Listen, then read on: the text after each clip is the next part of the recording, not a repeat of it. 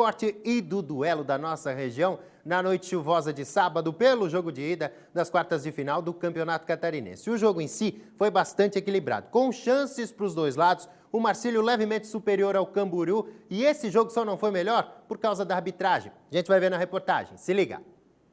Foi o primeiro jogo no Gigantão das Avenidas após o fim da obrigação do uso de máscaras em Santa Catarina. Por isso que o torcedor tava assim, de boa. Isso aí, gente, aproveita para mandar aquele sinal de positivo, um sorrisão para a câmera, tá todo mundo feliz da vida. Bom, e por falar em felicidade, motivação não dava para faltar para os jogadores do Marcílio Dias, até porque, mais uma vez, a torcida rubranil fez aquela festa clássica na chegada da delegação. O aperitivo perfeito para esquentar o clima para a primeira decisão das quartas de final contra o Camboriú. Aliás, corre aí, Cambura, porque já começou o hino nacional. Rolou a bola e o jogo começou nas alturas. Com times nervosos. Tome balão pro alto. Tava difícil da bola rolar, como tem que ser, no chão. Então, aos 10, o Camboriú tem escanteio ao seu favor. A defesa rubranil fica olhando. TT leva melhor para cima de Julinho e manda para o fundo do gol. Veja por outro ângulo que a bola até parece desviar no camisa 8 do Marinheiro. Pro Camboriú, isso não interessa, tá lá, 1-0. Mas o Marcílio 2022 é bem diferente dos outros anos. Um time mais equilibrado e na pressão da torcida parte para cima. Aos 40, Rafael Trace marca pênalti de Lucas Barbosa em cima de Douglas Packer nessa jogada. O goleiro Gabriel Félix até acerta o canto, mas o artilheiro Zé Vitor é preciso. É o empate do Marinheiro em Itajaí, 1-1.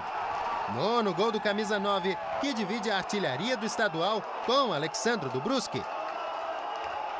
E ainda antes do intervalo, Zé Vitor tenta de cabeça depois de receber o cruzamento. E ainda teve a furada dupla de Zé Vitor e Douglas Packer, que leva o duelo empatado para o intervalo. A segunda etapa volta com a chuva apertando e com o Camboriú também. Esse chute do Maicon Assis tinha endereço certo. E se tivesse uma forcinha do vento, hein? Depois o lance que levou os donos da casa à loucura. Daniel Pereira tenta. A bola bate na defesa do Camboriú, no peito de Zé Vitor. E sim, vai caprichosa no pé da trave. A Cambura escapa de levar a virada. Só dava Marcílio. Primeiro Gabriel Félix saiu para salvar com os pés. Depois Zé Vitor mandou para fora.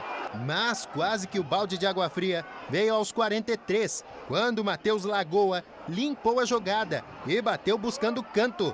Renan salvou a pátria rubranil nessa chance. E depois ainda, aos 49, quando o Rony bateu fraco. Mas vai que, né? Fim de papo, 1-1. E a saída da arbitragem foi assim. Porque digamos que não foi a noite de Rafael Trace que, além de lances polêmicos, travou o jogo. Aí foram intermináveis minutos de pausa até que a placa de publicidade fosse colocada no lugar. E já na parte final de jogo, quando o Camboriú se contentava com o resultado, o homem do apito parece que caía na cera do visitante.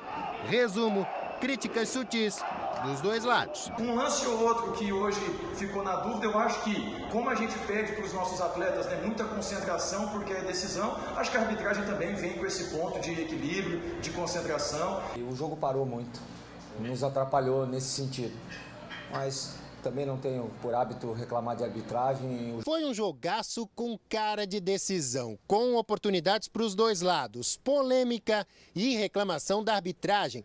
A vantagem segue do lado do Camboriú, mas aqui no Marcílio Dias o pensamento que fica para o jogo de sábado é que essa vantagem nem é tão grande assim. Nós vamos para lá, peço apoio novamente do torcedor para invadir aquele estádio do Camboriú, porque nós vamos fazer de tudo, mas de tudo mesmo para sair classificado.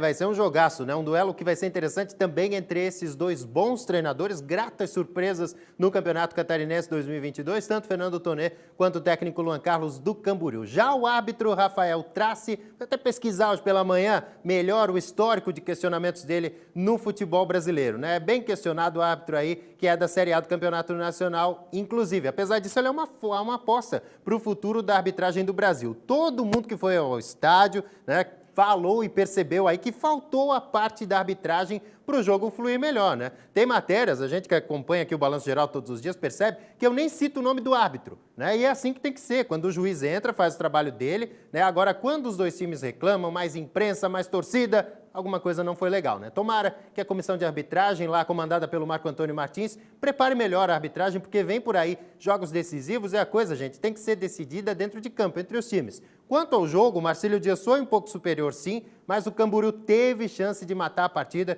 que acabou equilibrando as coisas e o placar acabou sendo justo. Decisão aberta, sem favorito, para ver quem vai chegar à semifinal do Campeonato Catarinense. O jogo de volta acontece no próximo sábado, no Estádio das Nações, a princípio em Balneário Camboriú. Lembrando que o empate classifica o Camboriú, que fez a melhor campanha na primeira fase. O Marcílio Dias vai precisar vencer, nem que seja por 0-0, se isso fosse possível, né? Mas 1-0 está valendo para o Marinheiro. O Camboriú já começa classificado esse duelo no próximo sábado e cabe ao time do Fernando Tonê reverter essa vantagem. Tá, então foi um grande jogo, interessantíssimo demais, entre Marcílio Dias e Camboriú na noite chuvosa de sábado aqui em Itajaí. Agora a gente vai com mais gols dos jogos de ida das quartas de final do Campeonato Catarinense. Em linhas gerais, assim como aqui em Itajaí, ficou tudo em aberto e só vai ser decidido no próximo fim de semana. Veja os gols. No estádio Orlando Scarpelli, o Figueirense venceu o Hercílio Luz por 1-0. O único gol do jogo saiu nesse mergulho de André. Final, Figueira 1, Hercílio 0. Na Arena Condá, tudo igual no clássico da linguiça. Vinícius Moura acertou um belo chute e abriu o placar para o Concórdia.